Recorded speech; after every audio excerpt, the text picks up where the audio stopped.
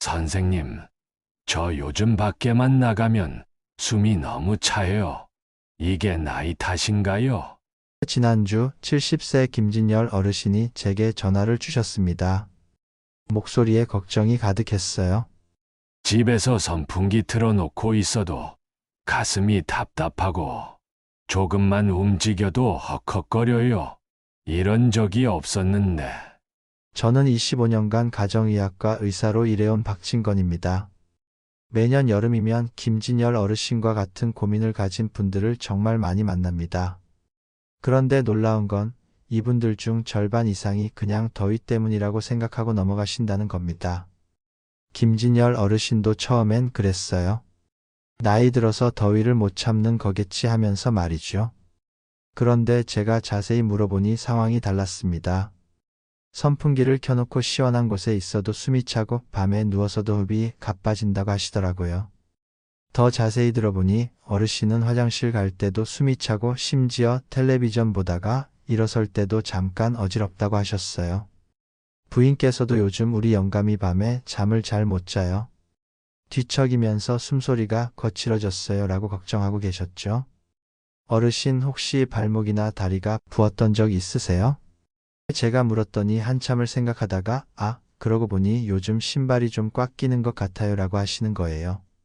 그리고 저녁에 양말 벗으면 발목에 자국이 남더라고요 라고 덧붙이셨습니다. 바로 그때 저는 확신했습니다. 이건 단순한 더위 반응이 아니라는 걸 말이죠. 김진열 어르신을 병원으로 모셨더니 역시 심장 기능이 예전보다 약해져 있었습니다. 신부전 초기 증상이었던 거죠.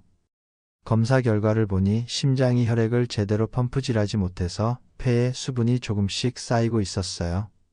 그래서 평소보다 숨이 차고 다리와 발목이 붓는 증상이 나타났던 겁니다. 여름철 더위는 이런 증상을 더욱 심하게 만드는 촉진제 역할을 했고요. 다행히 일찍 발견해서 적절한 치료를 받으실 수 있었습니다. 지금은 약물 치료와 함께 생활 습관을 조금씩 바꿔가며 훨씬 편안하게 지내고 계세요. 어르신은 선생님 덕분에 이제 여름이 무섭지 않아요 라고 말씀하시더라고요. 여러분도 혹시 이런 경험 있으시지 않나요? 여름만 되면 유독 숨이 차고 가슴이 답답해지는 느낌. 그냥 더위 때문이라고 생각하고 계시진 않으신가요? 비슷한 경우가 또 있었습니다. 68세 정미자 할머니는 장 보러 나갔다가 숨이 너무 차서 중간에 쉬었다 와야 했어요 라고 하시면서도 그냥 날씨가 더워서 그런가 보다 하고 넘어가려 하셨거든요. 여름철 숨이 차는 증상 그냥 더위 탓이라고 넘어가며 고생하지 마세요. 이제 더 이상 위험한 신호를 놓치고 싶지 않으시다면 지금 무료 구독과 좋아요를 눌러주세요. 가족들이 응급실에 실려가는 일이 없게 지인들에게도 공유하세요. 많은 분들이 김진열 어르신처럼 그냥 더위 때문이라고 생각하고 지나치십니다. 특히 우리 나이 또래에서는 몸의 변화를 자연스러운 노화 현상으로만 받아들이는 경우가 많아요. 하지만 잠깐 생각해 보세요. 작년 여름에도 이렇게 숨이 차셨나요? 예전 같으면 괜찮았던 더위에 왜 올해는 유독 힘들어 하실까요? 이런 변화는 우리 몸이 뭔가 다르다는 걸 말해주는 신호일 수 있습니다. 단순히 나이가 들어서가 아니라 심장과 폐의 기능이 예전과 달라졌을 가능성이 있거든요. 여름철에 유독 호흡이 힘들어지는 이유는 생각보다 복잡합니다. 더운 날씨 때문에 심장이 평소보다 더 빨리 뛰어야 하고 땀을 통해 수분이 빠져나가면서 혈액순환에도 변화가 생기죠. 여기에 실내외 온도차까지 더해지면 우리 몸은 상당한 스트레스를 받게 됩니다. 건강한 사람이라면 이런 변화에 충분히 적응할 수 있어요. 하지만 심장 기능이 조금씩 약해지고 있다면 여름철 호흡 곤란이 가장 먼저 나타나는 증상일 수 있습니다. 김진열 어르신의 이야기를 들으신 후 많은 분들이 궁금해 하실 텐데요. 도대체 왜 나이가 들면 여름철에 유독 숨이 차게 되는 걸까요? 그 답을 찾기 위해 우리 몸 안에서 일어나는 변화를 차근차근 살펴보겠습니다. 우선 심장부터 이야기해보죠. 우리 심장은 하루에 약 10만 번 정도 뛰면서 온몸에 혈액을 보내는 펌프 역할을 합니다. 그런데 나이가 들면서 이 펌프 기능이 조금씩 약해져요. 젊을 때는 심장이 한번 뛸 때마다 70ml 정도의 혈액을 내보낼 수 있었는데 70대가 되면 이 양이 조금씩 줄어들거든요. 73세 박순자 할머니의 경우를 보면 이해가 쉬우실 거예요. 할머니는 젊을 때는 계단을 뛰어 올라가도 괜찮았는데 요즘은 천천히 걸어도 숨이 차요라고 말씀하셨어요. 이건 심장의 펌프 기능이 예전 같지 않다는 신호입니다. 더 중요한 건 폐와 심장이 함께 일한다는 점이에요. 심장이 약해지면 폐에도 영향을 미치거든요. 정상적인 상황에서는 심장이 폐에서 산소를 받은 깨끗한 혈액을 온몸으로 보내고 다시 더러워진 혈액을 폐로 보내서 정화시키는 과정이 원활하게 이루어집니다. 하지만 심장 기능이 떨어지면 이 순환이 제대로 안 되기 시작해요. 폐의 혈액이 조금씩 정체되면서 폐 안에 수분이 쌓이게 되죠. 그러면 폐가 제 기능을 하기 어려워집니다. 마치 젖은 스펀지로 물을 닦으려고 하는 것과 같은 상황이에요. 이런 상황에서 여름철 더위가 가해지면 문제가 더 심해집니다. 더운 날씨에는 우리 몸이 체온을 조절하기 위해 혈관을 넓히고 심장을 더 빨리 뛰게 만들어요. 건강한 심장이라면 이런 변화에 충분히 대응할 수 있지만 이미 기능이 약해진 심장에게는 큰 부담이 됩니다. 실내외 온도차도 무시할 수 없어요. 에어컨이 켜진 시원한 실내에서 갑자기 더운 바깥으로 나가면 우리 몸은 급격한 온도 변화에 적응하려고 했습니다. 이때 혈압이 오르고 심박수가 빨라지면서 심장에 더 큰 부담을 주게 되죠. 67세 이철민 어르신의 경우를 보면 마트에서 나올 때마다 숨이 차고 어지러워요 라고 하셨는데 이것도 바로 이런 온도 변화 때문이었습니다. 시원한 마트에서 더운 주차장으로 나가는 순간 심장에 갑작스런 부담이 가해진 거죠. 습도도 중요한 요소입니다. 습한 날씨에는 우리 몸의 열 배출이 어려워져요. 땀이 잘 증발하지 않으니까 체온 조절이 힘들어지고 이를 위해 심장이 더 많은 일을 해야 합니다. 특히 심장 기능이 약해진 상태에서는 이런 부담이 호흡곤란으로 바로 나타나게 되죠. 고혈압이나 당뇨병을 앓고 계신 분들은 더욱 주의하셔야 합니다. 이런 질환들은 혈관을 손상시키고 심장에 추가적인 부담을 주거든요. 그래서 여름철 호흡곤란 증상이 더 일찍, 더 심하게 나타날 수 있어요. 78세 김영희 할머니는 고혈압 약을 드시고 계셨는데 약을 먹어도 여름만 되면 숨이 차요라고 하셨습니다. 검사해보니 혈압은 조절되고 있었지만 심장 자체의 기능이 예전 같지 않았던 거예요. 이런 증상들이 반복된다면 반드시 병원에서 정확한 진단을 받으셔야 합니다. 심전도 심장 초음파, 흉부 엑스레이 등의 검사를 통해 심장과 폐의 상태를 정확히 파악할 수 있거든요. 특히 다음과 같은 증상이 있다면 더욱 서둘러 병원을 찾으셔야 해요. 조금만 움직여도 숨이 차고 밤에 누워서 잠들기 어려우며 다리나 발목이 붓는 증상이 동반된다면 말이죠. 조기 발견이 중요한 이유는 치료가 가능하기 때문입니다. 약물 치료와 함께 생활 습관을 개선하면 충분히 증상을 완화하고 삶의 질을 높일 수 있어요. 몸의 이상 반응을 느끼기 시작했다면 가장 중요한 건 정확한 구별입니다. 단순한 더위 때문인지 아니면 심장이나 폐에 문제가 있는 건지 말이죠. 잘못 판단하면 큰 문제가 될 수 있거든요. 먼저 열사병의 증상부터 알아보겠습니다. 열사병은 우리 몸의 체온 조절 기능이 마비되면서 생기는 응급 상황이에요. 가장 특징적인 증상은 피부가 뜨겁고 건조해진다는 겁니다. 땀이 거의 나지 않고 체온이 40도 이상 올라가죠. 의식도 흐려집니다. 말이 어눌해지고 행동이 이상해지며 심한 경우 의식을 잃기도 해요. 맥박은 빠르고 강하게 뛰지만 혈압은 떨어질 수 있습니다. 두통과 구토, 현기증도 함께 나타나고요. 반면 심혈관 문제로 인한 증상은 조금 다릅니다. 가장 중요한 건 숨이 찬다는 점이에요. 조금만 움직여도 호흡이 가빠지고 가슴이 답답해집니다. 손발이 붓고 특히 발목 부종이 뚜렷하게 나타나죠. 69세 한미경 할머니의 경우를 보면 더운 날 장 보러 나갔다가 숨이 너무 차서 벤치에 앉았는데 땀은 많이 났지만 피부는 차가웠어요 라고 하셨어요. 이건 전형적인 심장 문제의 증상이었습니다. 가슴 통증이 동반되면 더욱 주의하셔야 해요. 가슴이 조이는 듯한 느낌이나 압박감, 왼쪽 팔로 뻗치는 통증이 있다면 즉시 병원에 가셔야 합니다. 이런 증상은 심장마비의 전조일 수 있거든요. 맥박도 중요한 단서입니다. 열사병일 때는 맥박이 빠르고 강하게 뛰지만 심장 문제일 때는 불규칙하거나 약하게 뛸 수 있어요. 손목에서 맥박을 짚어보시면 차이를 느끼실 수 있습니다. 이제 스스로 체크해 볼 수 있는 5가지 질문을 드릴게요. 첫 번째, 평소에도 계단 오르기나 빨리 걷기를 할 때 숨이 차시나요? 만약 그렇다면 단순한 더위 문제가 아닐 가능성이 높습니다. 두 번째, 밤에 누워서 잠들기 어렵거나 베개를 높이 베고 자야 편하신가요? 이런 증상은 신부전의 대표적인 신호입니다. 누우면 폐에 혈액이 몰리면서 호흡이 어려워지거든요. 세 번째, 발목이나 다리가 붓나요? 특히 저녁 시간에 양말을 벗으면 자국이 남거나 신발이 꽉 끼는 느낌이 있다면 심장 기능 저하를 의심해 볼 필요가 있어요. 네 번째, 갑작스럽게 체중이 늘었나요?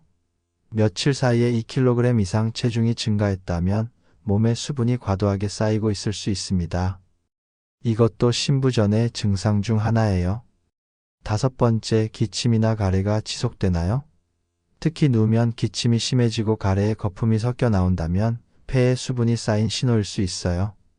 이 5가지 질문 중 2개 이상이 해당한다면 반드시 병원에서 정확한 검사를 받으셔야 합니다. 더위 때문이라고 넘어가지 마시고 말이죠. 또 하나 중요한 점은 응급 상황을 구별하는 방법입니다. 가슴 통증이 심하고 식은땀이 나며 구토가 있다면 즉시 응급실로 가셔야 해요. 의식이 흐려지거나 말이 어눌해져도 마찬가지입니다. 반면 열사병이 의심된다면 일단 시원한 곳으로 피하시고 옷을 느슨하게 하신 후 찬물로 몸을 식히세요. 하지만 의식이 없다면 함부로 물을 먹이지 마시고 바로 구급차를 부르셔야 합니다. 72세 김정자 할머니는 더운 날 숨이 차니까 열사병인 줄 알았는데 알고 보니 심장 문제였어요 라고 하셨어요. 다행히 빨리 발견해서 치료받고 계시지만 만약 계속 방치했다면 큰 문제가 될 뻔했죠.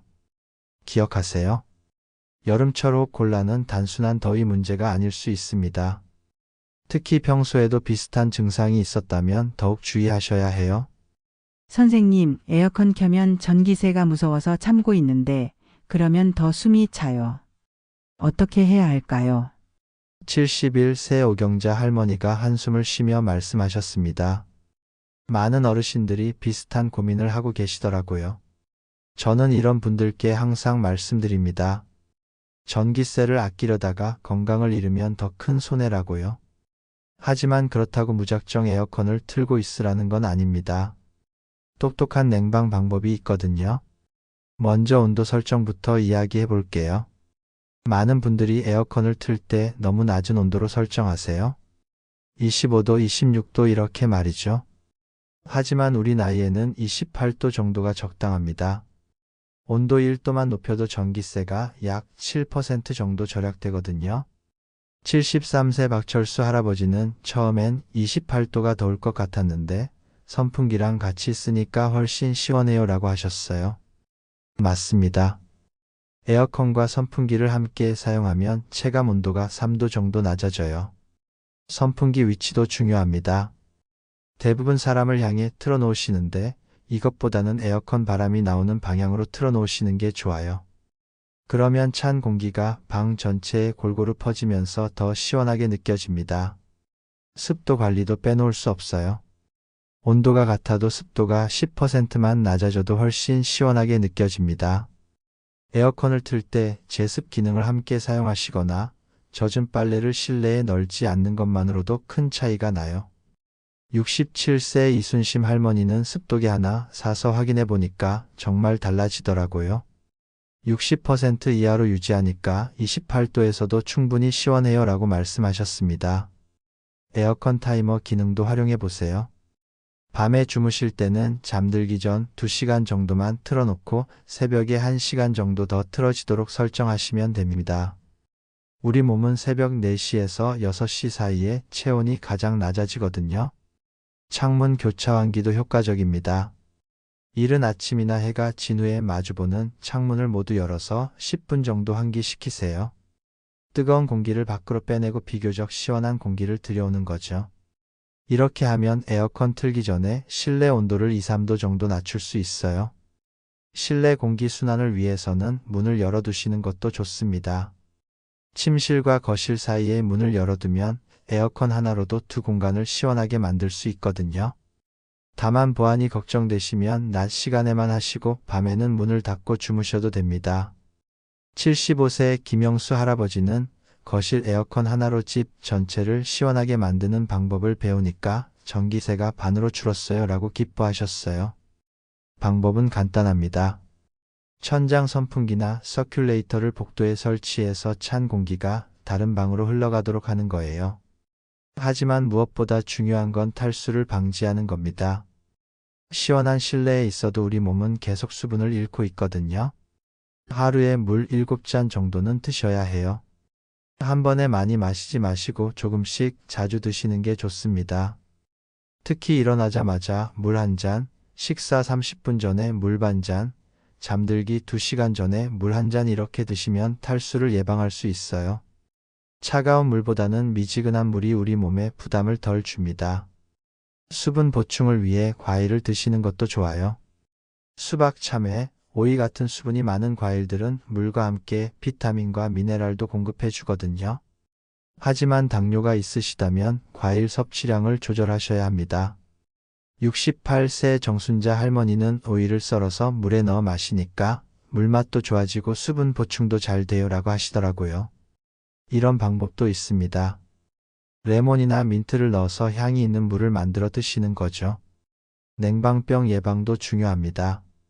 에어컨을 틀 때는 바람이 직접 몸에 닿지 않도록 하시고 실내외 온도차가 5도 이상 나지 않도록 조절하세요. 목과 어깨를 가벼운 옷으로 감싸주시는 것도 좋습니다. 마지막으로 에어컨 필터 청소도 잊지 마세요. 더러운 필터는 공기 순환을 방해하고 전기세도 더 많이 나오게 만들거든요. 2주일에 한 번 정도 필터를 빼서 찬물에 살짝 헹궈 주시면 됩니다. 이런 작은 실천들이 모여서 여름철 호흡을 훨씬 편안하게 만들어 줄 거예요. 건강도 지키고 전기세도 절약하는 일석이조의 효과를 보실 수 있을 겁니다. 선생님, 이제 방법을 알겠는데 구체적으로 어떻게 실천해야 할지 모르겠어요. 73세 황금순 할머니가 지난주에 하신 말씀입니다. 지금까지 여름철 호흡 곤란의 원인과 대처법을 말씀드렸는데 이제 매일 실천할 수 있는 간단한 루틴을 알려드리겠습니다. 가장 먼저 배우셔야 할 건 복식호흡법입니다. 우리가 평소에 하는 호흡은 가슴으로 하는 얕은 호흡인데 이것만으로는 충분한 산소를 공급받기 어려워요. 특히 심장 기능이 약해진 상태에서는 더욱 그렇죠. 복식호흡은 배로 하는 깊은 호흡입니다. 먼저 편안한 의자에 앉아서 한 손은 가슴에, 다른 손은 배에 올려놓으세요. 코로 천천히 숨을 들이마시면서 배가 부풀어 오르도록 하는 거예요. 이때 가슴은 거의 움직이지 않아야 합니다. 69세 이영란 할머니는 처음엔 어려웠는데 매일 3분씩 하니까 이제 자연스럽게 돼요. 그리고 정말 숨이 편해졌어요 라고 말씀하셨습니다. 복식호흡을 하면 폐활량이 늘어나고 심장 부담도 줄어들거든요. 호흡 방법은 이렇습니다. 넷을 세면서 코로 천천히 들이마시고 둘을 세면서 잠깐 멈춘 후 여섯을 세면서 입으로 천천히 내쉬세요. 이걸 10번 반복하면 약 3분 정도 걸립니다. 하루에 3번 아침, 점심, 저녁 식사 전에 하시면 됩니다. 다음으로 중요한 건 걷기 운동입니다. 그런데 아무 때나 걸으시면 안 되고 시간을 잘 선택하셔야 해요. 가장 좋은 시간은 이른 아침 6시에서 7시 사이, 그리고 해질 무렵 6시에서 7시 사이입니다. 71세 박동수 할아버지는 아침에 30분 걷고 저녁에 20분 걷는데 정말 숨이 편해졌어요. 낮에는 너무 더워서 힘들었는데 시간만 바꿔도 이렇게 달라지네요 라고 하셨어요. 걷기 할 때는 속도를 조절하는 게 중요합니다. 옆 사람과 대화할 수 있을 정도의 속도가 적당해요. 숨이 차면 잠깐 쉬었다가 다시 걸으시면 됩니다. 무리하지 마세요. 걷기 전후로 간단한 스트레칭도 해주시면 좋습니다. 목과 어깨를 좌우로 천천히 돌리고 팔을 위로 쭉 뻗어서 옆구리를 늘려주세요. 다리는 벽이나 의자를 잡고 한쪽씩 뒤로 당겨서 종아리를 늘려주시면 됩니다. 특히 발목 돌리기는 꼭 하셔야 해요. 앉아서 발목을 시계 방향으로 10번, 반시계 방향으로 10번 돌려주시면 다리 부종 예방에 도움이 됩니다. 74세 김순희 할머니는 발목 돌리기만 해도 다리가 훨씬 가벼워져요 라고 하셨거든요. 수분 섭취도 체계적으로 하셔야 합니다. 단순히 물만 마시는 것보다 칼륨과 마그네슘이 포함된 음료를 드시는 게 좋아요. 바나나, 토마토, 오이 같은 칼륨이 많은 과일과 채소를 함께 드시거나 물에 소금을 조금 넣어서 드시는 방법도 있습니다. 하지만 신장 질환이 있으시거나 칼륨 제한을 받고 계시다면 의사와 상의하셔야 해요. 무작정 따라 하시면 안 됩니다. 67세 최미자 할머니는 물병에 시간을 적어놓고 마시니까 까먹지 않고 규칙적으로 마실 수 있어요 라고 하시더라고요. 좋은 방법입니다. 마그네슘은 견과류에 많이 들어있어요. 아몬드, 호두를 하루에 5개 정도씩 드시면 됩니다. 현미나 귀리 같은 통곡물도 좋고요. 다만 견과류는 칼로리가 높으니까 많이 드시지는 마세요. 잠들기 전 루틴도 만들어 보세요. 침대에 누워서 다리를 벽에 대고 10분 정도 올리고 계시면 다리 부종이 빠지는 데 도움이 됩니다. 그리고 복식 호흡을 5번 정도 하신 후 주무시면 숙면에도 좋아요. 이 모든 걸 한 번에 하려고 하지 마시고 하나씩 차근차근 습관으로 만들어 가세요. 첫 주에는 복식 호흡만, 둘째 주에는 걷기를 추가하고 셋째 주에는 수분 섭취 계획을 세우는 식으로 말이죠. 75세 한영희 할머니는 한 달 정도 이렇게 하니까 여름이 무섭지 않아요. 전에는 더우면 집에만 있었는데 이제는 아침에 나가서 운동도 하고 장도 보고 와요 라고 하셨습니다. 여름철 혹 건강은 하루아침에 좋아지는 게 아닙니다. 하지만 이런 작은 실천들이 쌓여서 큰 변화를 만들어낼 거예요. 오늘부터 시작해보세요. 여러분의 건강한 여름을 위해 다담치애가 항상 응원하겠습니다. 오늘도 귀한 시간 내어서 끝까지 들어주셔서 진심으로 감사합니다.